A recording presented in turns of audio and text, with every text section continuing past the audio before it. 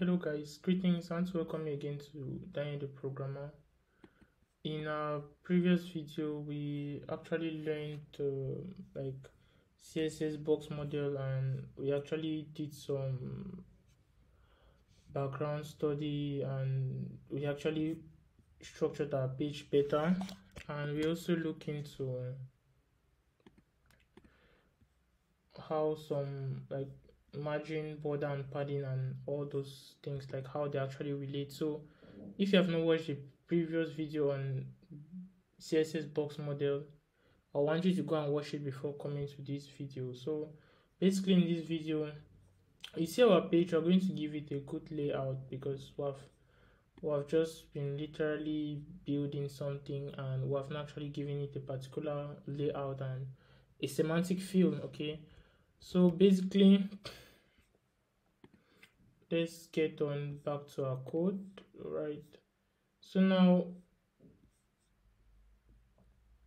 we'll be looking more of HTML layouts. Like if um you see our this our page here, it does not really have like a good feeling, because you see here things are just really not in place. Okay, so now we're just going to give our structure index.html a particular structure, such that it will be easier for us to actually style things in a much more better way. So now we're going to just add some kind of semantic HTML to this.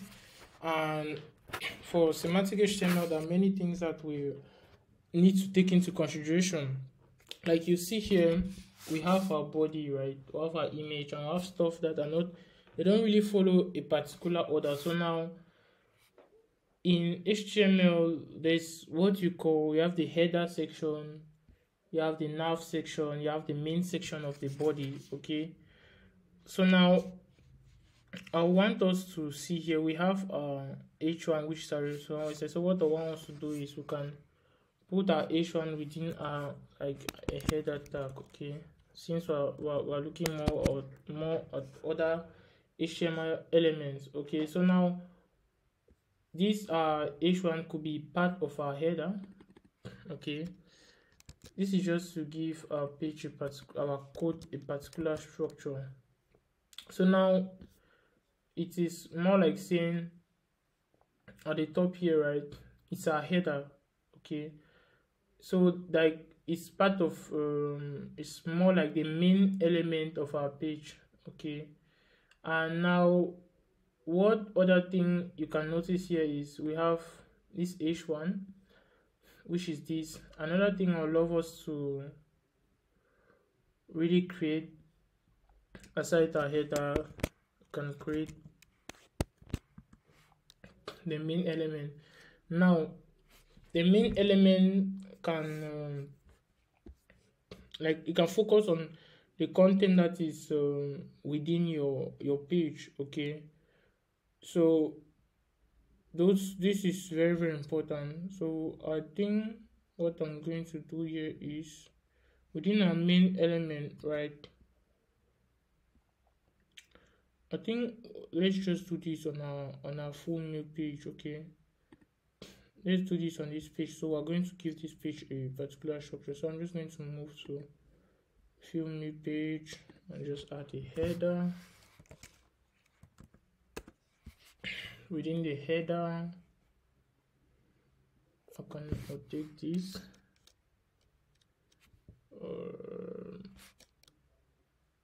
Just remove this here. So I'm just going to take the link. So okay, now within we have that in our header, right? So now the next thing I want us to structure our page is a main element. So now what we are just doing is we're just practically adding a semantic meaning to our code. Okay, like to our page, because basically we're not changing anything, we're just making it to have a particular meaning. All right, so now I'm just going to add other list items to this page. All right, so if you see here, I've basically not changed anything. Okay, I've basically not changed anything. So now that we have more semantic meaning to our page, we'll actually look into some selectors. Okay, so basically in our videos, we've actually looked at the type and ID selector so far. So now we have additional selectors, right, that actually exist. Okay, we also have the class, like the class selector. So now what we are going to do to actually illustrate this, here we have like just have 1 2 3 3 listing. So I'll just add, I can just say and to be the best school.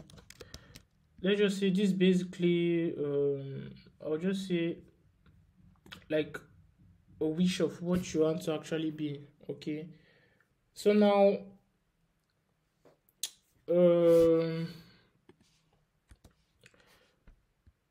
I want us to be able to highlight, let's say, the second and the third wish of what we want to actually do. Okay, such that we're going to see how the class actually comes in place. Okay, so now for example, you know, for the ID element that we use here, it's only unique just to that particular section.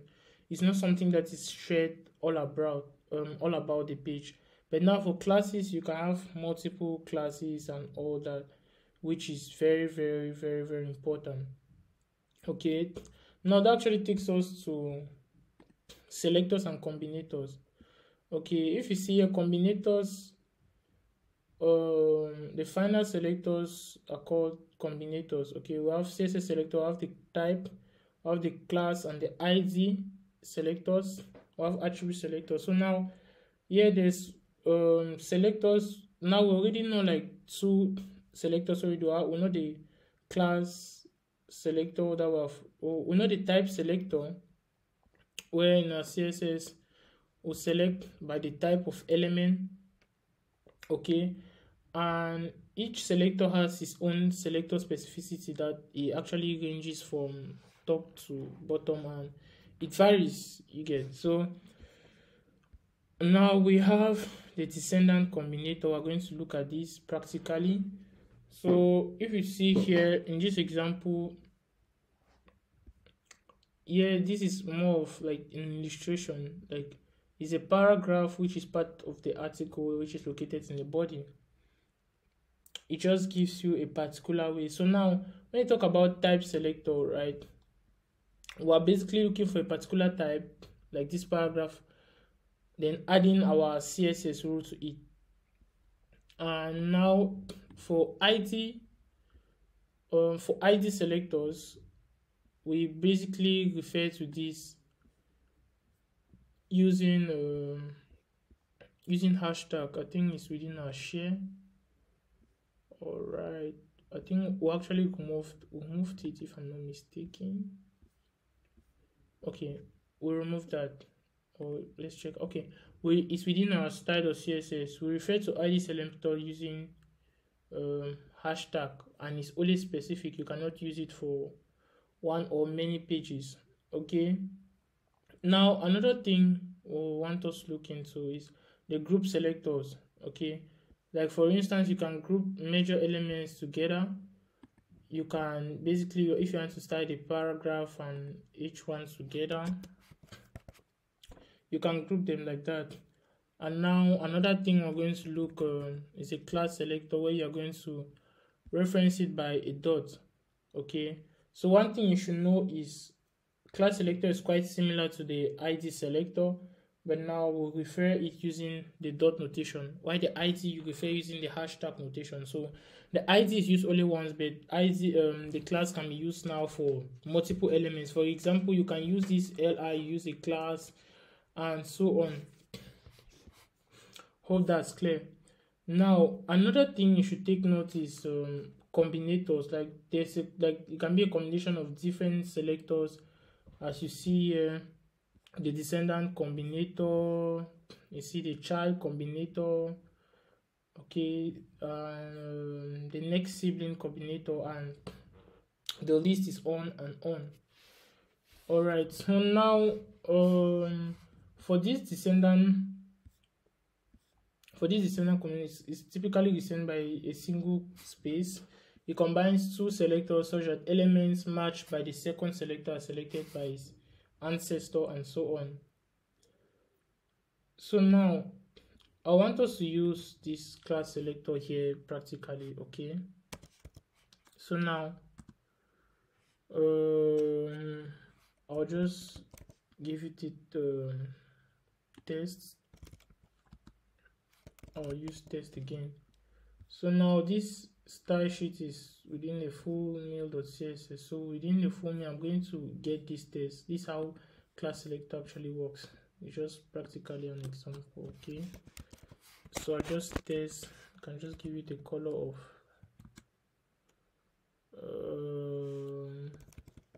gray. Okay, so you see it has actually grayed out the two different sections. So that's basically how we can play around using class selectors. Okay, now for combinators, like you see, like it's basically a combination of like different selectors. So let's see how we can use that here. Okay, here we have our list item. Okay, we have grayed out these two, and now let's say, okay, let's say within this list item,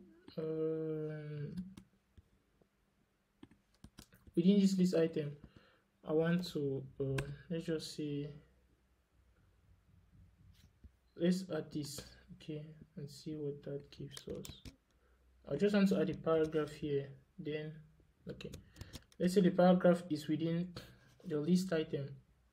So let's see how to use the descendant combinator.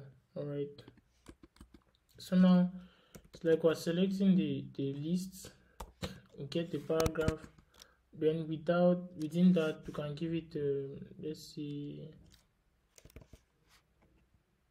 text, no, sorry, let me give it a color of aquamarine and see if it works. So now you see here it has selected the descendant combinator. That's how it actually works. It just basically shows it there. All right, so that's how we spoke about the parent, child, and ancestor in one of our videos above. I'm sure you must have heard about it. So now another thing here after the descendant, another important thing is the child combinator. Here the child is placed between two CSS selectors. It matches only the elements and the second elements and stuff. Okay, so now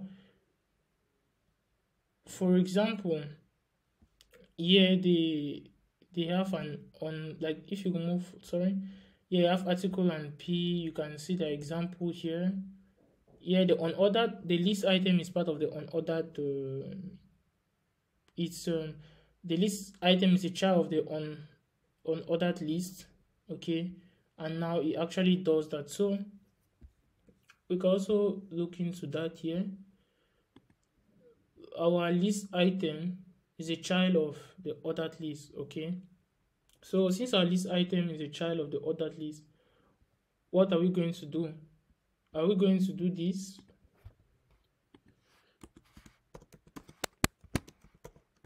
Does that make sense? Okay, now I'll just use the same CSS property here and see. Okay, you see it has given it like a border of red. Okay, so that's how you play with selectors. So now now to actually make things a little bit more complex, okay, I want us to basically add like let's say for each of these lists, right, we can add like maybe the dates of which we want to cook stew or maybe something like that. Okay, so now within this list, right,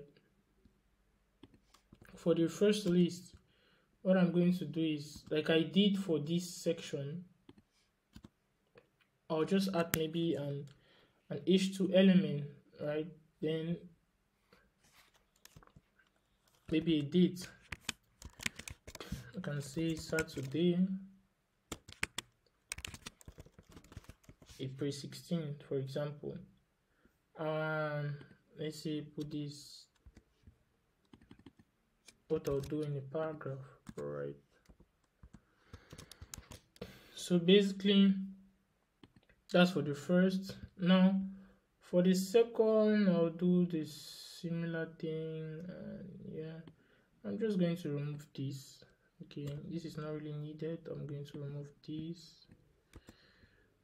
Okay, now I'll move that too for my styling, because we're just testing that around to actually see how we can work with class selectors. Okay, for the second list, I'm going to do is the similar thing. I'll copy this. All right, paste it here. This is Sunday. Okay.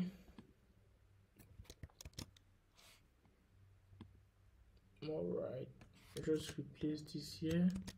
Same thing I'm going to do here.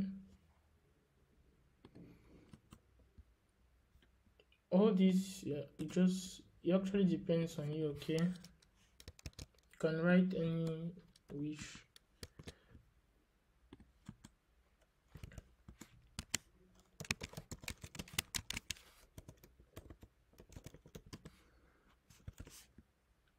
I have a typo here.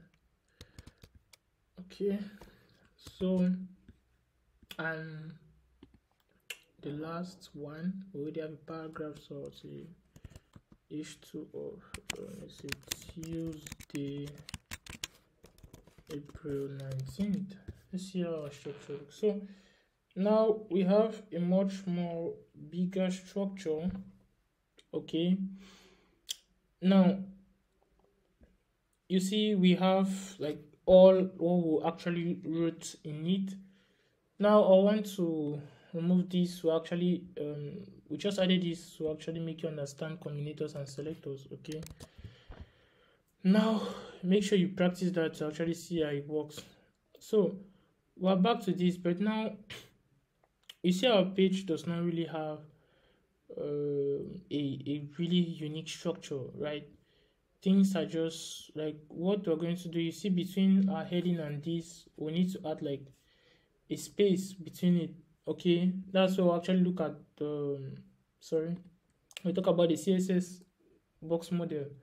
If we were to add a space between it, you see it's basically the margin. Okay, you can add the margin the bottom to suit a particular pixel. Okay, so now for this, what I would really like us to do, okay, you see we have these which are actually our goals for the next day. Okay, right, of which we have done that all through. So now one thing I want us to do is I want us to first of all could use like this here. Okay, so how can we do that? You know, this layout hook is basically in the header, right? And it is this where we have the content of it. So now our stylings for this particular header are going to see, check if our style CSS has anything related to that. Okay,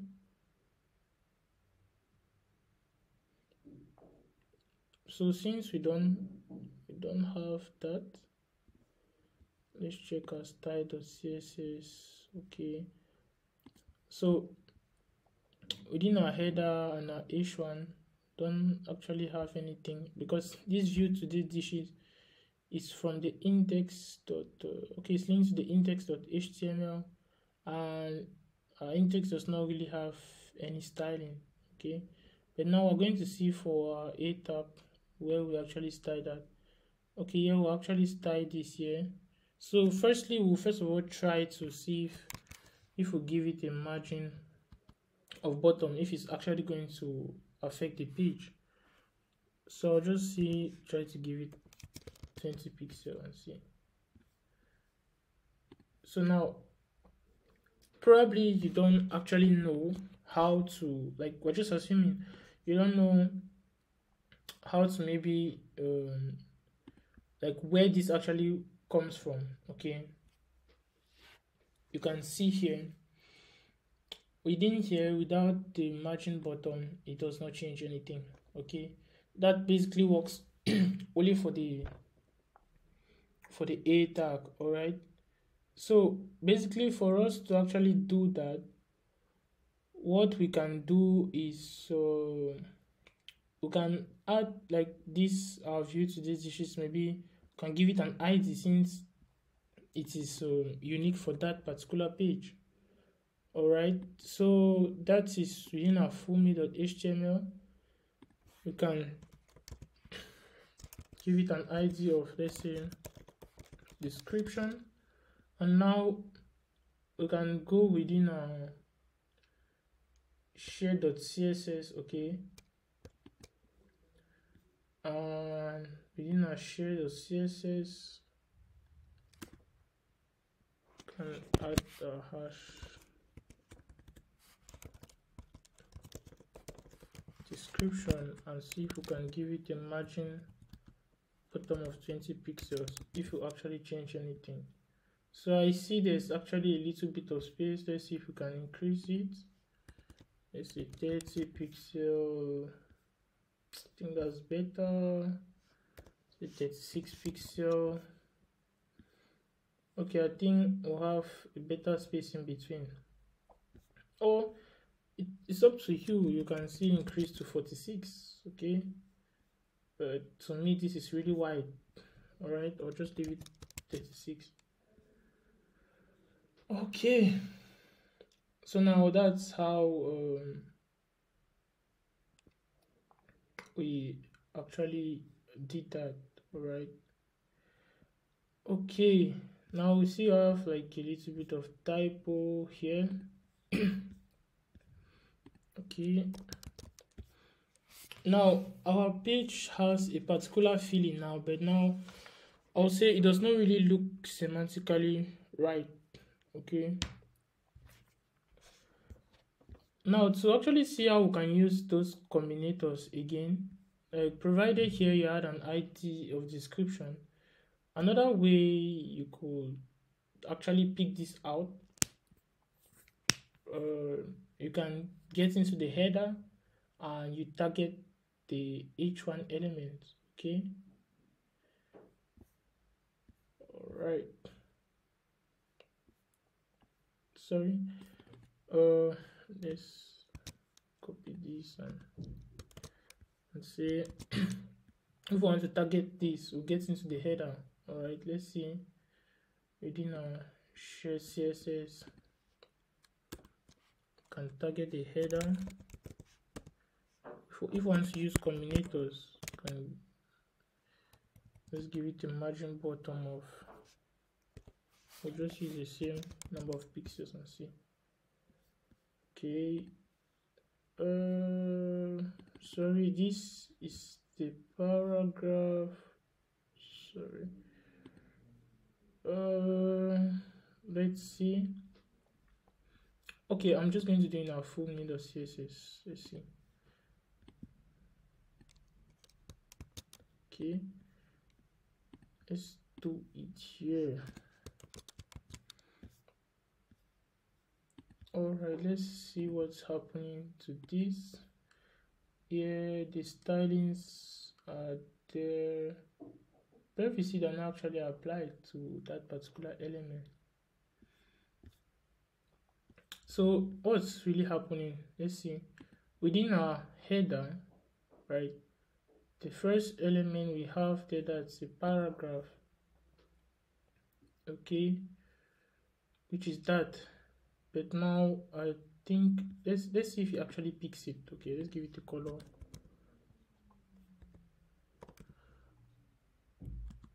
of pink. Let's see something. Okay, actually picks it. That means there's something actually overriding it. Let's see our share CSS if we have anything. Okay, there's a color here for that paragraph. Okay, there's a paragraph. Okay, for me the CSS, the CSS. Okay, this is a paragraph where I should color of teal. So since it's already selected there, there's what they call specificity. Okay, now let's see if we can just add that in there. All right. A margin of top is not, I don't think it's been applied here. Margin bottom of, oh, it's actually been applied to it. So now we're just going to remove that. Let's see if we can give it the margin of top instead. See, okay, I think margin of top is better for there, and it actually gives you like a more space between these two elements. All right, but better still, that's just what I wanted to apply. Now another thing I want us to do within our fullme.html, we can basically make sure that let's say, because we have two different paragraphs, like I want the two to actually have a slightly different color, and let's kind of reduce the margin between these two sections. All right, so now yeah, we have an h1. Okay, we have an h1 tag, and yeah, I want us to work with this h2. Okay, so I want, let's say basically maybe the second and the third to have a slightly different color. So now what I'm going to do is within the full mail, let's take into consideration h2 and give it a color of, I already got a color that work best for it. 5. Let's see how that looks like. It's not really applying. Okay, let's see if there's something related to h2 in the share CSS. There's nothing really related to it. Okay, oh, it's actually applied. This is the color, right? Now I want us to give it a particular font family, something we already have, which is the Oswald.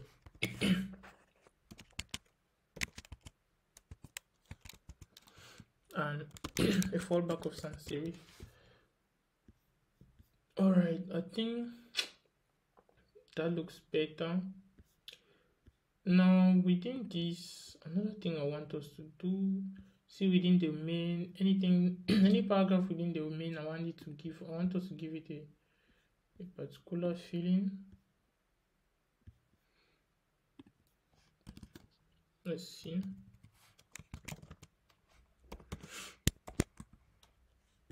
Okay, I want us to actually reduce this margin. I think the margin is really too much between the elements.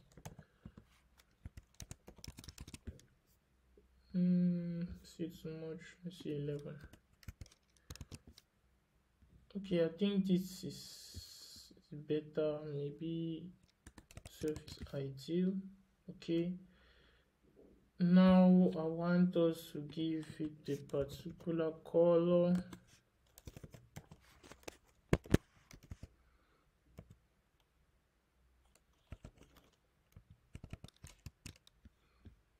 same as what we have. Well, I think this is not bad for a start. So now that's how we can actually play around with those. And if you feel like the margin is not okay, you can basically reduce it to anything you want. So, but I feel like this is okay for now. Now another thing I want us to actually look into this is you should actually understand classes, because like I said, classes basically it helps us to actually group, like as we looked earlier, help us to actually group like specific elements. Okay, I removed that already. We'll move like specific elements together where you can apply like the same styles to each of it as we did with the list earlier. So now I'll just want us to maybe play around with it a little bit. Let's say for all paragraphs, I'll just maybe have a daily goal class assigned to it. All right, let's say these two, we have these two, and maybe these two. All right, so now I want us to just see something. For that, to select it, we can have a daily, sorry, just need to have the same name. All right, within this, I'm just going to give it a margin of 12 pixels, and let's say color of, I'll just choose any random color and just see how it.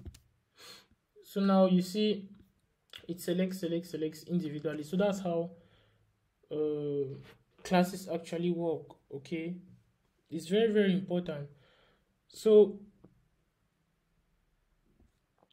but now what if we uncomment this if we comment this out, okay, you see that it fully works. Yeah, so that's basically how classes work.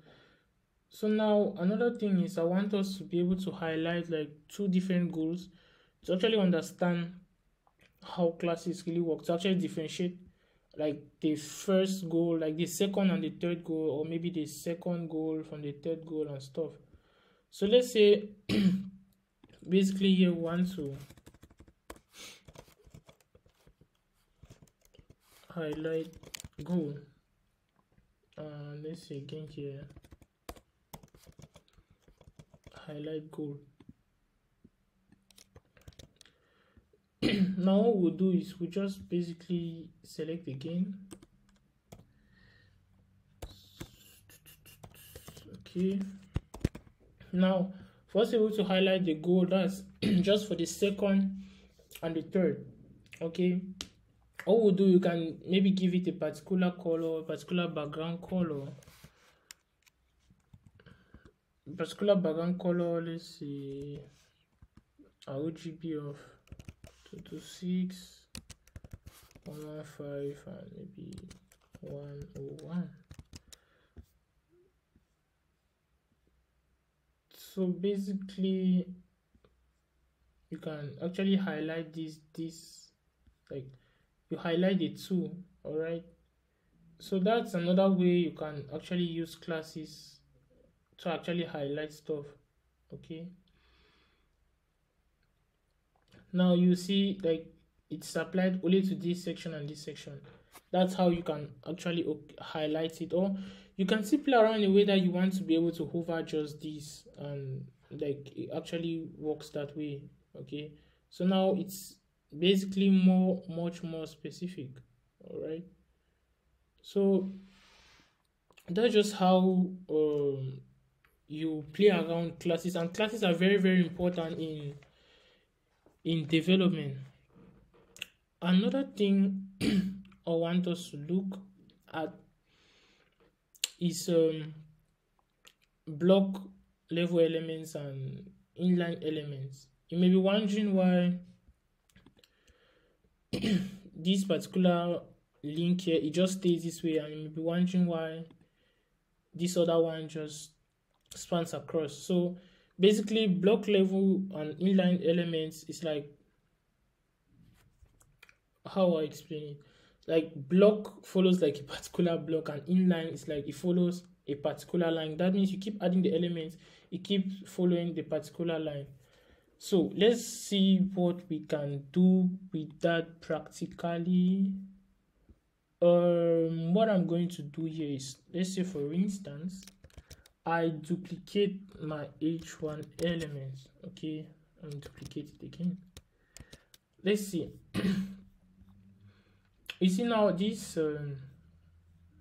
is not actually like it's duplicated. Okay, even you may be wondering that why does it keep filling, even if I decide to reduce the text.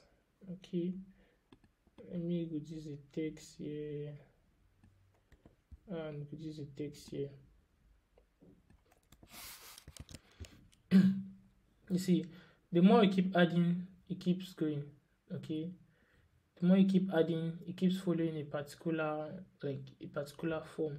All right, so it stays in a block. One thing you should know is like each block element actually creates a new line. You see, like you see, this is actually creating a new line, and it actually takes the full width of that particular page. Okay, so now let's see. I've done that for this. Let me duplicate this link, the link tab twice. Okay, so you actually understand. You see, now this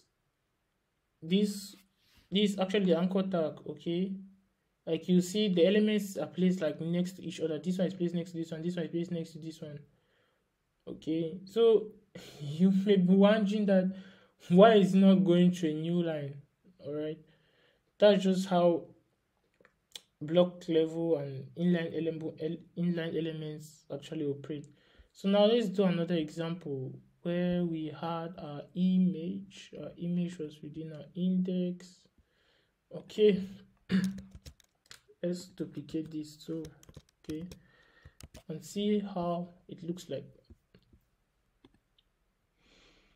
So now you see this image keeps moving along that same line. This is a clear example again of an inline element. Okay, so it is, and this first image is displayed next to the other image, and it will keep adding and adding. So the whole concept is just basically block and inline elements. Okay, some tags are just naturally naturally inline, and some are just naturally block elements. So that's why when you discover ahead, when you be styling some sections or some pages, you'll be given maybe a display of block, because the natural nature of that element is inline. All right, so for instance, as we see here, let's say you see like this paragraph. If you create a paragraph, it actually occupies like the entire space. Like that's what actually happens when you're talking about block. So one thing you should know is for block elements, that block level element that have two category, right, creates like a new line when it's being added to the page. So new line and occupies like the full width of the page. Like you see this learn how to cook, it's created a new line, it occupies like the full width. But now for inline elements, like it gives you the space that's needed only for that particular content of that element. Okay, so now as you have seen, some inline elements are, you have this image, you have this button, you have the this anchor tag. Okay, and you even have another one which is called like the span element. Okay, so those are like some examples of basically